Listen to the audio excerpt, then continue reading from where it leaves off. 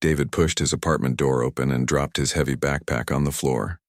His shoulders ached from hunching over his computer all day, fixing bugs in code that seemed to multiply faster than he could solve them. The startup where he worked was burning through money and demanding impossible deadlines. All he wanted was to collapse on his couch and forget about the world. His small apartment felt like a safe haven after another brutal 12-hour day. The building was old but quiet, and his neighbors mostly kept to themselves. Perfect for someone who spent most of his time staring at screens and debugging software problems that made his head spin. David loosened his tie and walked toward his bedroom, already planning to change into comfortable clothes and maybe order some takeout. He reached for the light switch and flicked it on without thinking. What he saw made his heart stop. A woman stood in the middle of his bedroom. She wasn't supposed to be there. She definitely wasn't supposed to be completely undressed. But there, she was as calm as if she belonged in his private space. Her long dark hair fell past her shoulders and she looked directly at him without any embarrassment or fear. Most people would panic if a stranger discovered them in someone else's bedroom. Most people would try to run or hide or at least cover themselves. This woman did none of those things. Instead, she smiled. It wasn't a friendly smile or an apologetic one. There was something unsettling about the way her lips curved, something that made David's skin crawl. "Your turn," she whispered. Her voice was soft but carried an odd tone that David couldn't identify. Was she threatening him? Playing some kind of game? The words hung in the air between them like a challenge he didn't understand. David's mind raced through possibilities. Was this some kind of prank? Had his co-workers somehow arranged this? But none of his colleagues knew where he lived, and besides, this didn't feel like a joke. The woman's presence filled the room with an uncomfortable tension that made every instinct in his body scream that something was very wrong. "Who are you?" David managed to ask, his voice coming out rougher than he intended. "How did you get in here?" The woman tilted her head slightly like a curious bird studying something interesting. She didn't answer his questions. Instead, she repeated those same two words. "Your turn." David looked around his bedroom, searching for signs of how she might have entered. The door to his apartment had been locked when he came home. He remembered, turning the key. His bedroom window was closed and latched from the inside. There was no obvious way someone could have broken in without leaving evidence. Yet here she was, standing in his most private space like she had every right to be there. "I'm calling the police," David said, reaching for his phone. The woman didn't react to his threat. She didn't look worried or try to stop him. She just kept watching him with those unsettling eyes, maintaining that strange smile that made his stomach twist with unease. Before David could dial, the woman moved, not quickly or frantically like someone trying to escape, but with careful, deliberate steps. She walked toward his window, her movements graceful and confident. David watched, frozen by the strangeness of the situation, as she unlatched the window and pushed it open. Cool autumn air drifted into the room, carrying the sounds of traffic from the street below. The woman climbed onto his windowsill with surprising agility, then turned back to look at him one final time. "Your turn," she said again, and then she was gone. David rushed to the window and looked out. His apartment was on the 4th floor, high enough that a fall would be dangerous. But when he peered down at the street, he saw no sign of the mysterious woman. The fire escape zigzagged down the side of the building, and he supposed someone athletic enough could use it to reach the ground safely. But how had she gotten up to his floor in the first place? David spent the next hour searching his apartment for any clue about how the woman had entered or who she might be. He checked every window, every door, every possible entry point. Everything was secure. Nothing was missing or disturbed except for the lingering scent of jasmine perfume in his bedroom. Proof that she had really been there. When he finally called the police, they arrived 40 minutes later with skeptical expressions and routine questions. The two officers were polite but clearly unconvinced by his story.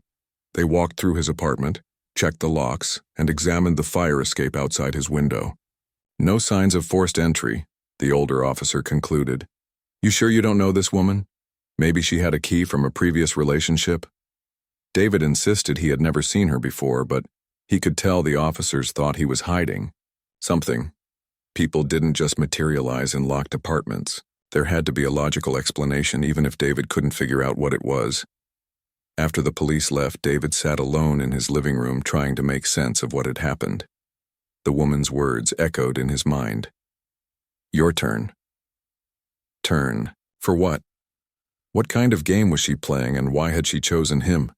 Sleep didn't come easily that night. Every small sound made him jump, wondering if the mysterious woman had returned. He kept checking his bedroom, expecting to find her standing there again, with that wicked smile. But she was gone, leaving behind only questions and the faint scent of jasmine that seemed to linger no matter how many windows he opened. David couldn't focus on anything the next day at work. His mind kept drifting back to the mysterious woman and her strange words. Every time he tried to concentrate on his computer screen, he would see her face in his memory. That unsettling smile and the way she had looked at him like she knew something he didn't. His coworkers noticed his distraction during the morning meeting. When his boss asked him about the progress on debugging the payment system, David had to admit he hadn't made much headway. The code that usually made perfect sense to him now looked like a jumbled mess of letters and numbers. During his lunch break, David decided to do some investigating. He walked back to his apartment building and found the superintendent, an older man named Mr. Rodriguez who had been managing the building for over 15 years. The superintendent was watering plants in the small lobby garden when David approached him. Hey, Mr. Rodriguez, can I ask you something about my apartment? David said, trying to sound casual. The superintendent looked up from his watering can.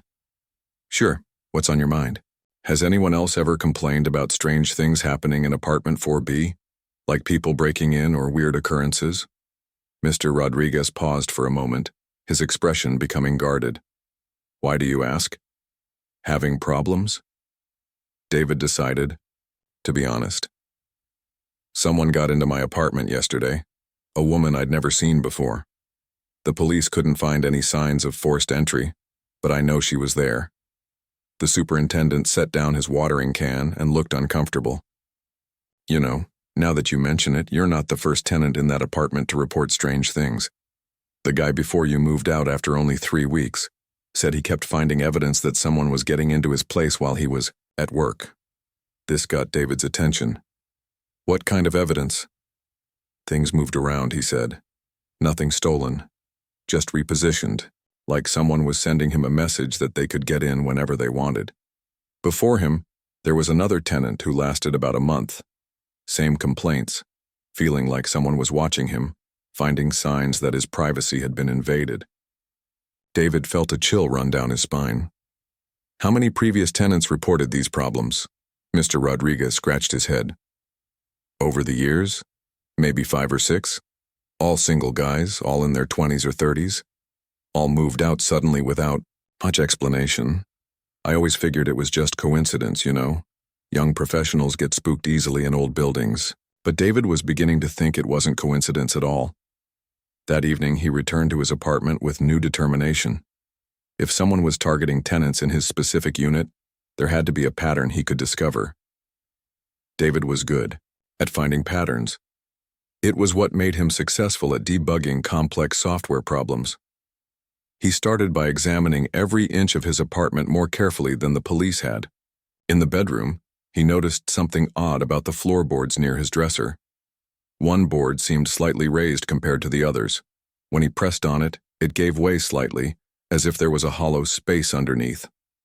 David grabbed a flashlight and examined the area more closely. He found what looked like tiny holes drilled into the wall behind his bed. Holes so small they would be almost impossible to notice unless you were specifically looking for them. Were these some kind of surveillance points? His investigation was interrupted by a soft sound from his living room. David froze, listening carefully. It sounded like someone was moving around in his apartment. He grabbed a baseball bat from his closet and crept toward his bedroom door. The living room was empty when he checked, but something was different. His laptop, which he had left closed on his coffee table, was now open and displaying his desktop. The browser was running, showing search results for missing persons cases local area. David's hands shook as he realized he hadn't searched for anything like that. Someone else had been using his computer while he was investigating his bedroom. He quickly checked his browser history and found dozens of searches he hadn't made, all conducted while he was at work over the past few days. The searches included psychological manipulation techniques, surveillance equipment, and most disturbing, David Chen Apartment 4B background check. Someone had been researching him using his own computer. David immediately changed all his passwords and ran security scans on his laptop. He found several programs installed that he didn't recognize, software that could potentially allow remote access to his system. Someone had been watching his digital activity and probably much more. The next morning, David found an envelope that had been slipped under his door during the night. Inside were printed photographs that made his blood run cold. They showed him sleeping in his bed, taken from different angles over what appeared to be several different nights. In some photos, he could see the mysterious woman standing in his room while he slept, just watching him. One photo showed her sitting in the chair next to his bed, leaning forward as if she was whispering something to his sleeping form. On the back of this photo, someone had written in neat handwriting, "Your turn approaches." David realized that his encounter with the woman hadn't been a one-time break-in. She had been visiting his apartment regularly, probably for weeks or even months, before he discovered her. The thought that someone had been watching him sleep, studying his habits and photographing him without his knowledge made him feel sick. He tried installing security cameras, but every attempt failed in strange ways. The first camera's memory card was wiped overnight. The second camera stopped working after one day, displaying only static. The third camera seemed to work fine during the day, but its footage from nighttime hours was always corrupted or missing. Someone was actively working to prevent him from gathering evidence, and they were using sophisticated methods to do it. This wasn't just some random intruder or prankster. This was organized, planned, and had been going on far longer than David had initially realized. The woman's words, "Your turn," were starting to make more sense, though he still didn't understand what game he was being forced to play. David spent the next few days diving deep into research about his building's history. He used his programming skills to search through public records, newspaper archives, and missing person databases. What he discovered made him wish he had never started investigating. The pattern was undeniable once he knew what to look for. Every 2 to 3 years, a tenant in apartment 4B would simply vanish. Not just move out suddenly, actually disappear without a trace. The missing persons reports all described similar men, single, between 25 and 35 years old, working in technology or engineering fields. The first disappearance he could find records of dated back almost 20 years. A software engineer named Michael had rented the apartment and seemed to settle in normally. Then after 6 weeks, his employer reported him missing when he stopped showing up to work. His car was found in the building's parking lot. His apartment was undisturbed. But Michael himself was never seen again. 3 years later, another tenant vanished under identical circumstances. Then another 3 years after that. The pattern continued like clockwork, with only occasional breaks when the apartment remained empty for extended periods. David realized he fit the profile perfectly. Young, single, worked in tech, lived alone. Someone had specifically chosen apartment 4B as a hunting ground, targeting a very specific type of person. But who was behind this, and why? His research led him to try something risky. David discovered that the Wi-Fi network from the apartment, directly below his, was unsecured.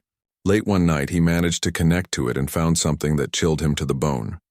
The network contained files that shouldn't exist, detailed profiles of every tenant who had ever lived in apartment 4B, including the ones who had disappeared. Each file contained photos, daily schedules, work information, personal habits, fears, and psychological evaluations. David's own file was there too, and it was frighteningly complete. Someone had been studying him for months before he even moved into the building. They knew he worked late most nights, that he ordered takeout frequently, that he was introverted and had few close friends. They had detailed notes about his personality, his reactions to stress, and even predictions about how he might respond to different types of psychological pressure. The file suggested that David had been selected specifically because he fit certain psychological criteria. He was intelligent enough to present a challenge, but isolated enough that his disappearance wouldn't be immediately investigated by concerned friends or family. Most disturbing of all, the files contained video footage from inside apartment 4B going back years. David watched grainy recordings of previous tenants going about their daily lives, completely unaware they were being observed. He saw them eating, sleeping, working on their computers, and gradually becoming more paranoid and distressed as they began to notice signs of intrusion. In every case, the footage showed the same mysterious woman appearing in their apartments. Sometimes she would stand silently in rooms while they slept. Other times she would move objects or leave small signs of her presence. The psychological manipulation was gradual, but relentless. David fast-forwarded through months of footage, watching as each previous tenant slowly broke down under the pressure of feeling constantly watched and invaded. Some tried to fight back by installing security systems or changing locks. Others attempted to document what was happening to them. None of their efforts worked. The footage showed how each man's mental state deteriorated over time. They became paranoid, sleep-deprived, and increasingly isolated as they tried to convince people around them that someone was stalking them. When they finally reached a breaking point, they would simply disappear from the recordings. One day they would be there, and the next day the apartment would be empty. David was watching his own future play out in these recordings, unless he could find a way to break the pattern. As he watched more footage, he noticed something the previous tenants had missed. The woman wasn't working alone. In several recordings, he could see evidence of at least 2 other people moving through the apartment when tenants weren't home. They worked with military precision, setting up surveillance equipment, collecting personal items for analysis, and carefully manipulating the environment to increase psychological pressure. This wasn't the work of a single obsessed individual. It was an organized operation with multiple people, sophisticated technology, and resources that suggested something much larger than simple harassment. David's investigation was interrupted by a sound from his living room. He quietly closed his laptop and listened. Someone was definitely moving around in his apartment. This time, instead of hiding, David decided to confront whoever was invading his space. He crept to his bedroom door and peered out. The mysterious woman was sitting casually in his living room chair, fully dressed this time in dark clothes that made her blend into the shadows. She wasn't trying to hide or sneak around. She was just sitting there, waiting for him. "Hello, David," she said when she noticed him watching. "I think it's time we talked." Her voice was calm and friendly, completely different from the whispered threats she had made during their first encounter. This change in behavior was somehow more unsettling than her previous mysterious appearances. "You've been doing research," she continued. "I'm impressed. Most people in your situation don't dig as deep as you have. Most of them just get scared and try to run away or convince themselves they're imagining things." David stepped into the living room, keeping his distance but facing her directly. "What do you want from me? Why are you targeting people who live in this apartment?" The woman smiled, and for the first time her expression seemed genuinely amused rather than threatening. "Those are very good questions, David. The fact that you're asking them instead of just panicking shows me that our initial assessment of you was correct." "What assessment? Who is our?" "You've seen the files," she said. "You know this is bigger than just me. What you don't know yet is why we're doing this, or what happens to the people who disappear from apartment 4B. David felt his heart racing, but he forced himself to stay calm. "Are you going to tell me?" "That depends on you," the woman replied. "You see, David, you've reached the point in our process where we make you an offer.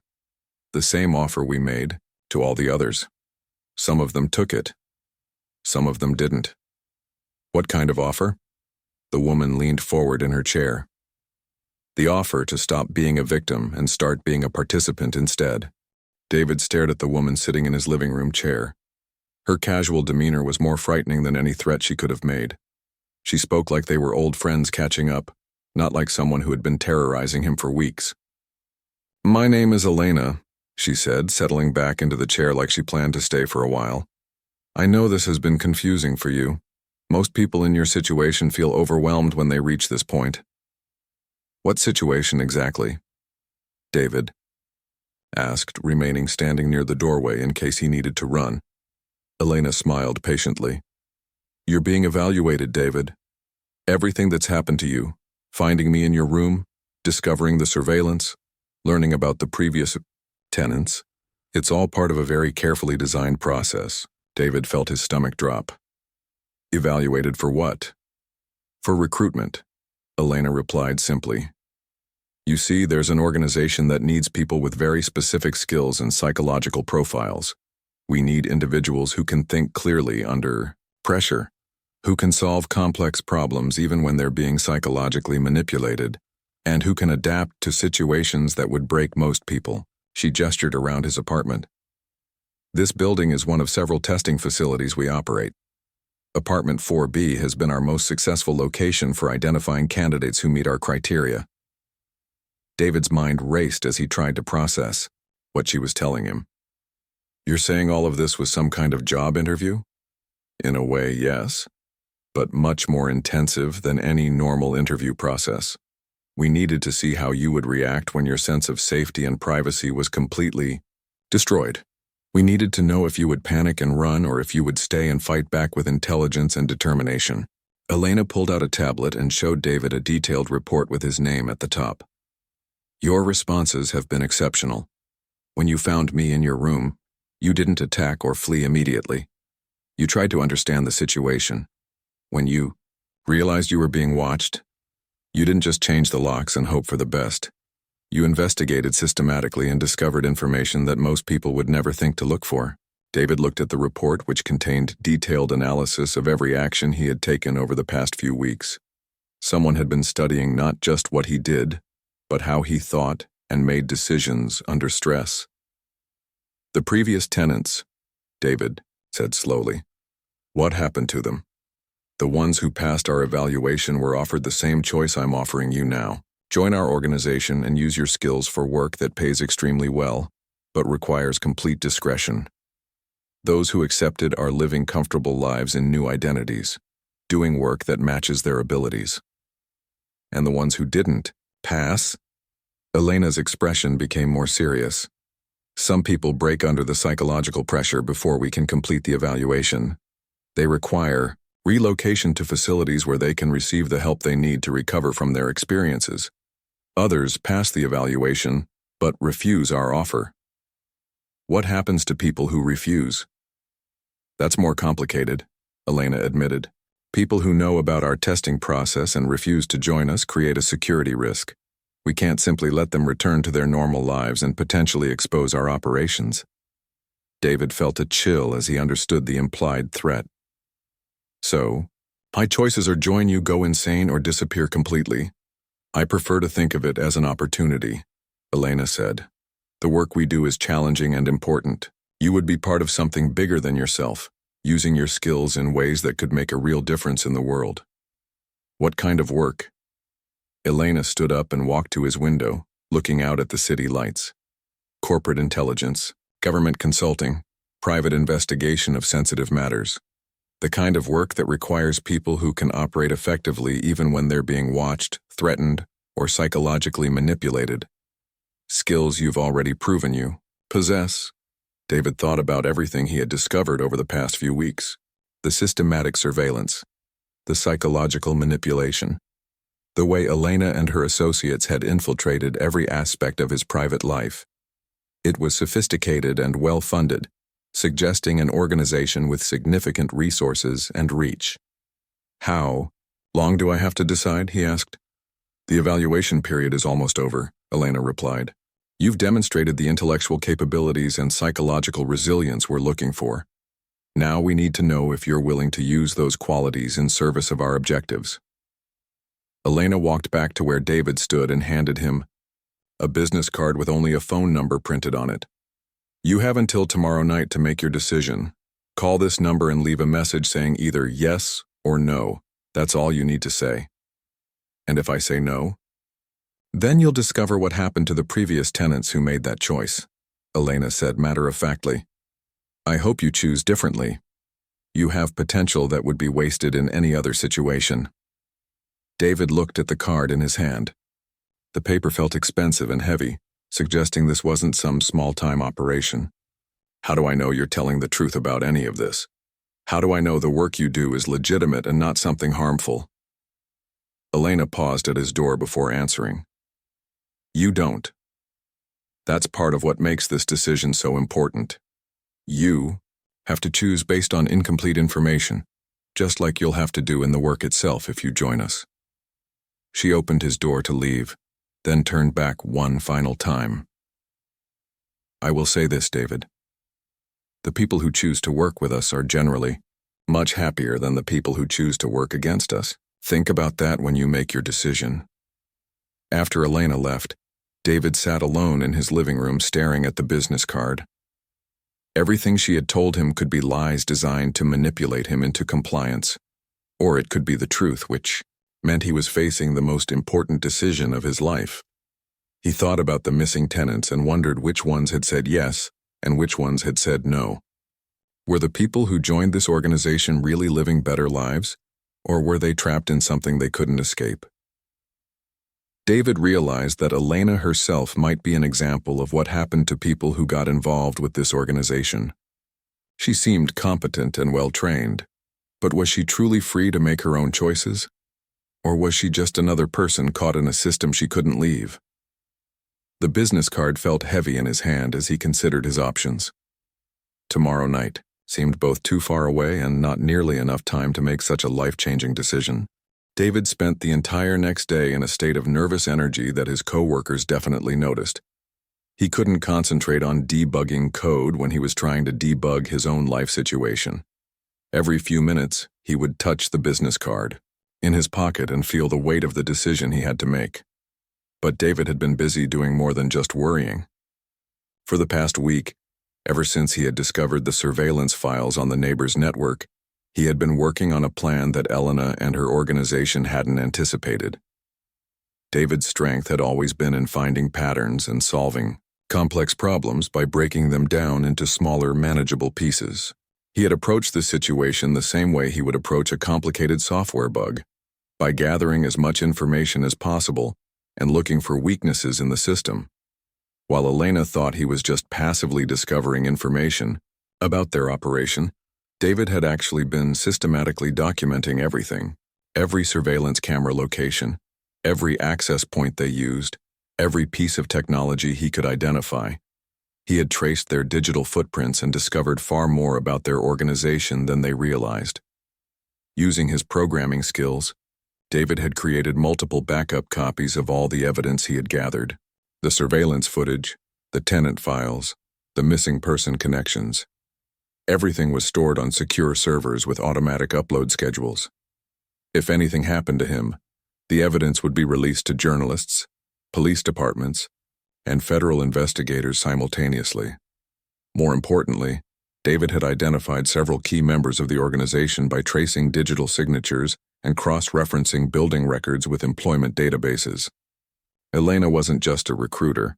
She was a former tenant of apartment 4B herself, recruited years ago using the same methods they were now using on him. The building's owner was directly involved, along with several residents who weren't actually residents at all. They were operatives maintaining the testing environment and providing support for surveillance operations. David had even identified what appeared to be financial records, showing payments from government contracts and private corporations. This wasn't just a recruitment operation. It was a business that sold psychological profiling and manipulation services to clients who needed people investigated, discredited, or controlled. When evening came, David made his choice. But instead of calling the number Elena had given him, he activated the final phase of his own plan. He called Elena from a secure phone he had purchased that afternoon. When she answered, David could hear the expectation in her voice. "Have you made your decision?" she asked. "I have," David replied, "but I don't think you're going to like it." "What do you mean?" David took a deep breath. "I mean that while you were evaluating me, I was evaluating your entire operation, and I found some very interesting things that I think law enforcement would love to know about." There was silence on the other end of the line for several seconds. When Elena spoke again, her voice had lost its friendly tone. "You're making a mistake, David. You don't understand what you're dealing with. Actually, I think I understand perfectly, David said. You're running a psychological manipulation business that targets vulnerable people and either recruits them into illegal activities or destroys their lives when they refuse to cooperate. The missing tenants didn't disappear. They were either recruited as operatives or they were driven to mental breakdowns and committed to psychiatric facilities under false pretenses. David continued before Elena could respond. I've documented everything. The surveillance equipment, the financial records, the connections to your clients, and the identities of your team members. All of that information is already in the hands of federal investigators. You're bluffing, Elena said, but David could hear uncertainty in her voice. Check your secure servers, David suggested. You'll find that several files have been accessed and copied. Your operation has been compromised from the inside by the same technology you used to spy on your targets. David heard muffled voices in the background as Elena apparently consulted with other members of her team. When she came back on the line, her tone was different. What do you want? She asked. I want you to shut down this operation completely, David said. I want you to provide information that helps the missing tenants who are still alive, and I want you to disappear from my life forever. And if we refuse, then tomorrow morning, every news outlet in the city receives detailed documentation about your activities, along with evidence of connections to several unsolved missing person cases. Your clients get exposed, your funding gets cut off, and you all end up in federal prison. There was another long pause before Elena responded. You realize this means you can never live a normal life again. We're not the only organization doing this kind of work. Others will see you as a threat. David had thought about that possibility. Maybe, but I'd rather take my chances as a free person than as someone trapped in your system. What about the skills you've demonstrated? You could do important work with us. I can do important work without you, David replied. The difference is that I get to choose what kind of work and who I do it for. Elena was quiet for almost a minute before she spoke again. When she did, her voice sounded different, less confident, almost relieved.